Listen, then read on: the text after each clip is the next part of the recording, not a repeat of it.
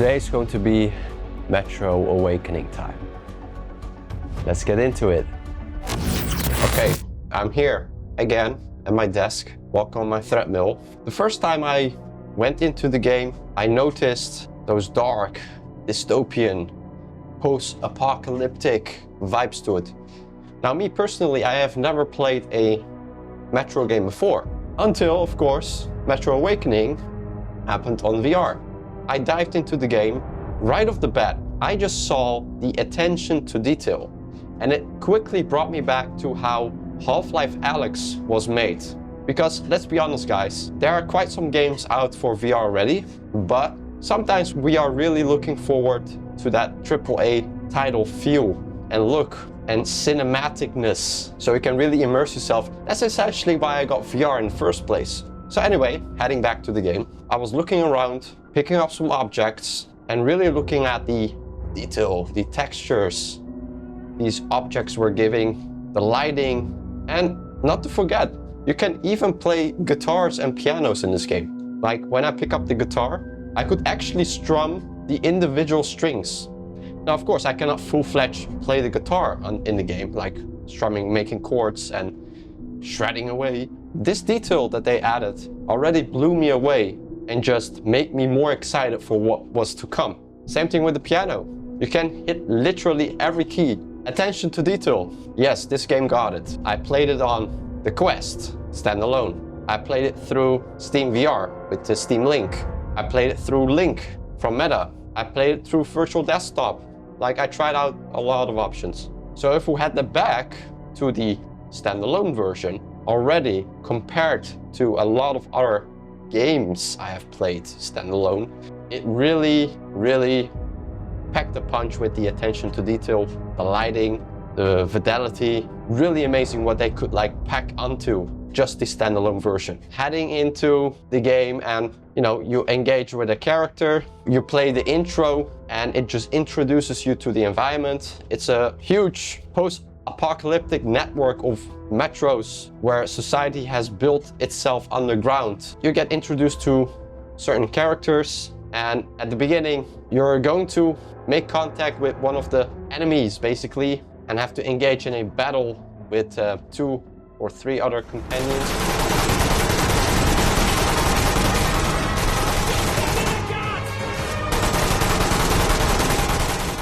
The introduction to the game was really amazing too. Like, you actually sit in a, I don't know what it's called, but in a cart that goes over the rails towards a destination, and then you get introduced with these titles while you're seeing the environment, while you can look around and just take it in with the beautiful music, cinematic.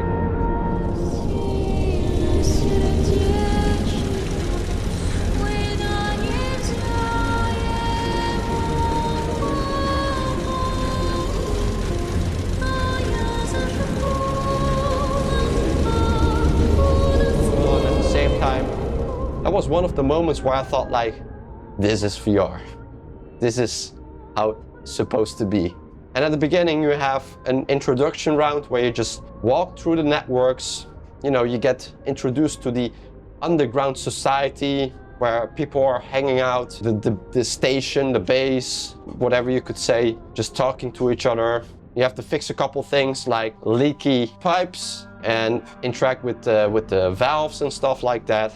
And after that, of course, you head into the wilderness, basically, the abandoned places where all the horror awaits. And I'm gonna be honest, guys, I'm quite sensitive to horror games. I am not that good with it. I'm really jumpy, and I hate when it just shoots up my heart rate. Yeah, I'm just generally not that good with it. I'm trying to play it still. Haven't finished it yet, but these are just my first takes on what I found about the game, basically. How are the gameplay mechanics? How does it feel to play the game? Everything was smooth. Of course, I've made my own settings. I put on continuous motion instead of teleporting. Have disabled snap turn, just continuous turning. And just generally the interactions with objects, door handles, picking stuff up, your hand touching the walls or objects, it actually has, it doesn't go through the wall like most games.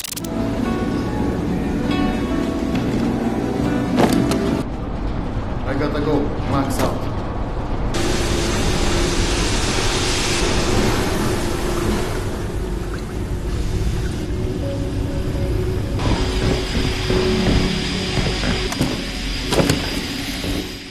The game does a couple things automatically for you.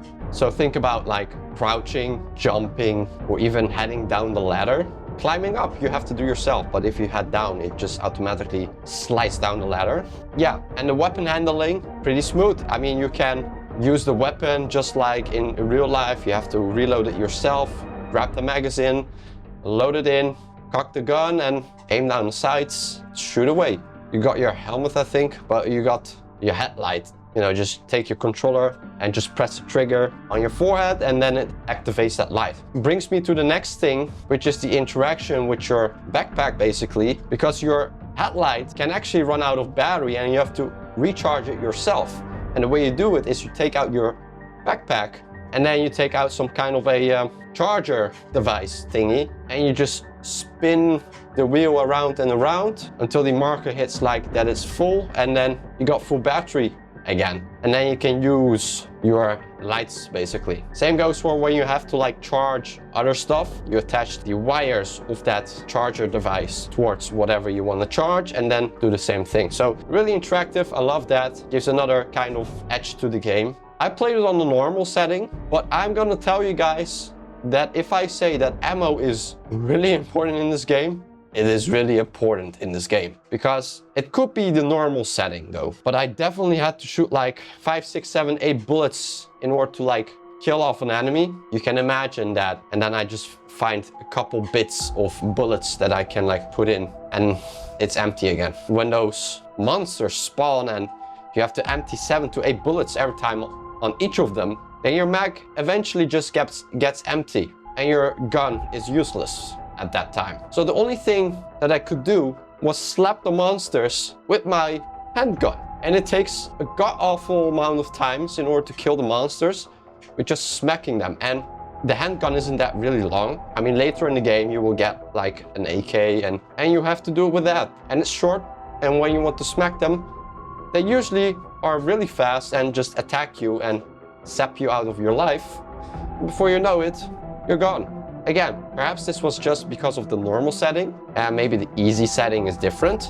Oh, by the way, if you have arachnophobia, so you hate spiders, I don't know if this is the game for you, but be prepared that spiders will get really intimate with you. Let's keep it that way, alright? Do I recommend the game? Based on what I just said, hell yeah, it is a good game. Definitely after like many indie games that I have played on the Quest, and now these huge studios coming out and making these VR games, it's a fresh breath of air. So if you want to get the game for yourself and also at the same time help support my channel so I can bring out more reviews, if you want to get the word of VR out there so we can get more better games in the future, then help me help you by clicking the link in the description below and getting the game through that link. Do not forget to hit the like and the subscribe button, because I will put out more videos like this, and I will of course review a lot more games. So if you have suggestions, by the way, if you like to see me review games, maybe I will pick it out. Another thing, guys, if you want to play games graphically optimized, or you want to get like the full juice out of your headset, which you can watch right over here, I will go over every topic that will help you get the maximum juice out of your Quest headset if you play PC VR. Don't miss that one. Enjoy it to the fullest, and I'll see you there. Thanks for watching.